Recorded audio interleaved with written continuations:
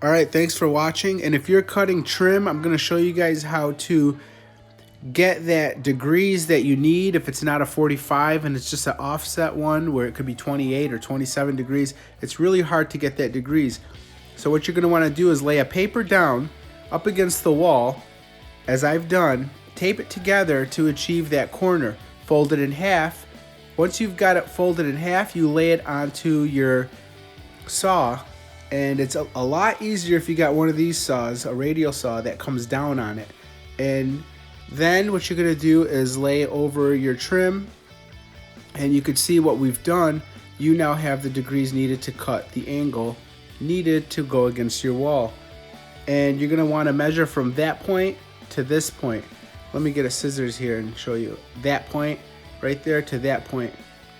And once you've got that, you can come down on it on your saw. And I've put a 45-degree angle on the edge. If you like that, you can do the same. I'll show you again later about that. And if you have a inverted one here, it's the same concept. You cut a piece of paper out and you fold it into the corner and fold the piece of paper in half.